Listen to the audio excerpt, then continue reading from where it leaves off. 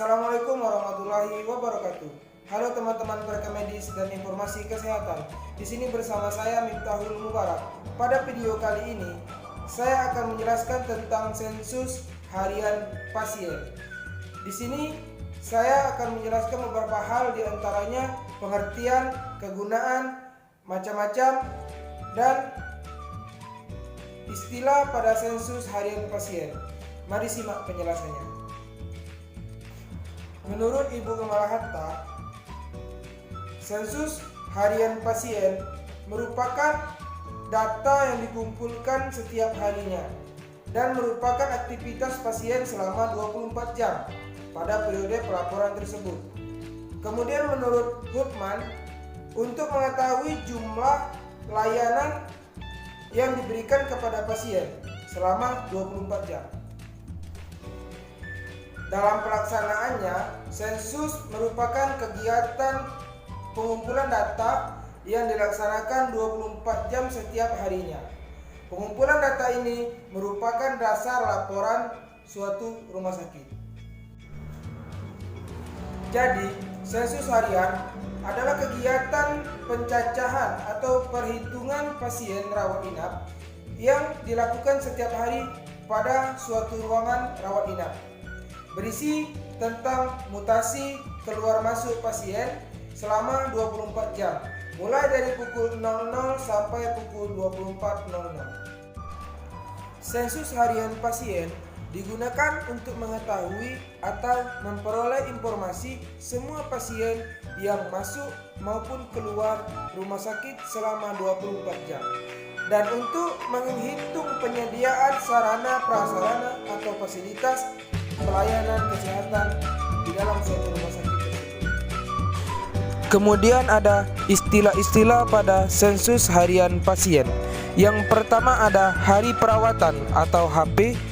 Yang kedua ada pasien transfer. Yang ketiga ada pasien masuk dan keluar pada hari yang sama atau ODC.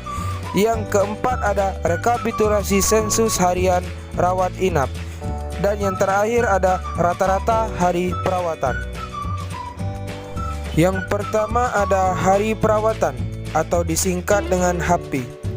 Hari perawatan atau dalam istilah asing an inpatient service day, patient day, inpatient day, bed occupancy day, or census day adalah unit pengukuran yang menunjukkan layanan yang diterima oleh seorang pasien rawat inap dalam periode 24 jam.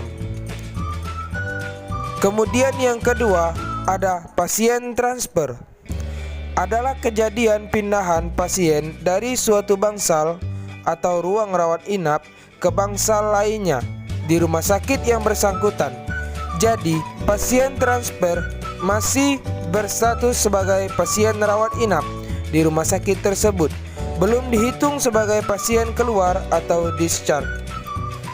Pasien transfer terbagi menjadi dua. Yang pertama ada pasien pindahan, yaitu jika ada bangsal atau ruang rawat inap yang menerima pasien. Kemudian yang kedua ada pasien dipindahkan. Pindahnya pasien dari satu bangsal ke bangsal lainnya di satu rumah sakit yang sama. Kemudian ada pasien masuk dan keluar pada hari yang sama atau ODC. Dalam perhitungan lama dirawat atau LD atau length of stay loss, pasien yang masuk dan keluar pada hari yang sama dihitung lama rawatannya selama 1 hari. Jumlah pasien yang masuk dan keluar pada hari yang sama akan menjadi bagian yang ikut diperhitungkan pada saat kita menghitung hari perawatan atau HP. Kemudian ada rekapitulasi sensus harian rawat inap. Adalah formulir perantara untuk menghitung dan merekap pasien rawat inap setiap hari yang diterima dari masing-masing ruang rawat inap. Tujuan rekapitulasi sensus harian rawat inap untuk memperoleh informasi semua pasien yang dirawat di rumah sakit secara keseluruhan maupun pada masing-masing ruang rawat inap dalam menunjang perencanaan, pengawasan, dan evaluasi. Kemudian yang terakhir ada rata-rata hari perawatan. Rata-rata jumlah hari perawatan per hari pada periode tertentu.